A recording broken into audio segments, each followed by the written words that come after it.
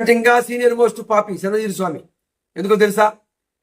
దేవుని గురించి తెలిసినా తెలియనట్లే సృష్టికి సాగిలపడుతూ ఉన్నాడు. దీనికి బైబిల్ గ్రంథము ఒక చక్కని స్టేట్మెంట్ ఇచ్చింది, సాక్ష్యం ఇచ్చింది. లోక 12వ అధ్యాయము 47వ వచనములో తన యజమానుని చిత్తం ఎరిగి ఉండి ఆ చిత్త ప్రకారంగా చేయని వాడికి అనేక దెబ్బలు తగులుతాయి. చిన్నజీరి స్వామికి అనేక దెబ్బలు తగులుతాయి. ఎందుకంటే నిజమైన దేవుణ్ణి గుర్తించకుండా, గుర్తుపట్టి కూడా, సృష్టికర్త ఎవరో తెలుసుకొని కూడా ఆయన గురించి తెలియజేయకపోతే చిన్నజీవి స్వామికి ఎన్నో దెబ్బలు తగులుతాయి. ఇలాగా ఇక్కడ తగట్లేదా అంటారేమో, రేపుడు దినాన దేవుని ఎదుట నిలబడతాడు. ఆ రోజు ద్రవణ సింహాసన తీర్పు ఉంది. ఆ ద్రవణ సింహాసన తీర్పులోకి ఎవరు వస్తారు? ఎవరైతే యేసు ప్రభువుని తుణీకరిస్తున్నారో, ఎవరైతే సృష్టికర్త మీద తిరుగుబడుతున్నారో, ఎవరైతే శుభవార్తని అడ్డగిస్తున్నారో, ఎవరైతే మందిరములను కూల్చేస్తున్నారో, ఎవరైతే పాస్టర్ల మీద దాడి చేస్తున్నారో వారందరూ ద్రవణ సింహాసన తీర్పులోకి వస్తారు. ఆ రోజు నీవు ఎవరి మీదైతే తిరుగుబాటు చేశావో, ఎవరి మీదైతే ఎవరి పేరు చెబితే నెత్తురు వేరులై పారిచ్చావో, అదుగో ఆ సింహాసనుడైన వాడు, అదుగో ఆయన ఎదుట నుండి, ఆయన సమూహము నుండి ఆకాశము భూమి పారిపోతుంది. ఎందుకు? ఆయన ఉగ్రుడు. ఆయన ఉగ్రత దినమందు ఏ భూమి, ఏ మానవుడు, ఏ మనుషుడు ఉండలేడు.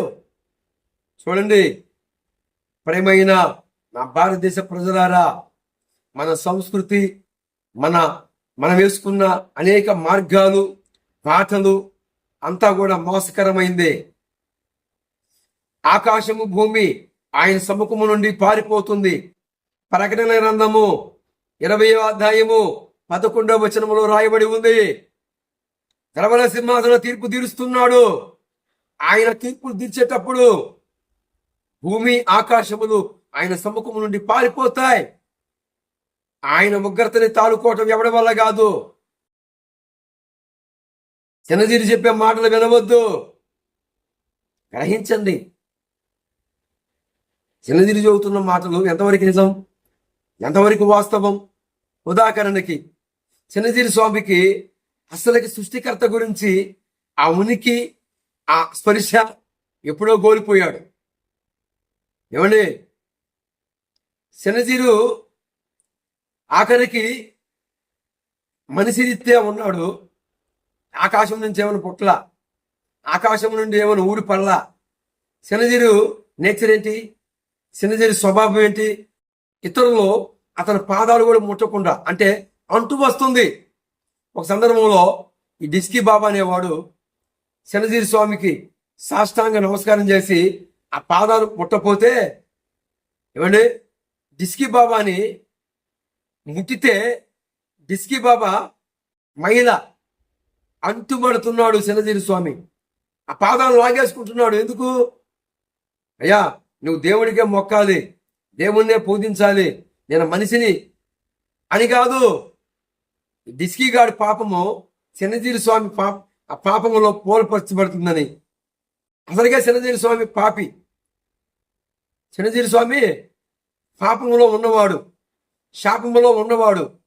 కనుక వెరసి ఈ డిస్కీ గాడి పాపాలు మరలా చిన్నజీరి స్వామికి యాడ్ అవుతాయని ఏమో ఆ పాదాలు లాగేసుకున్నాడు.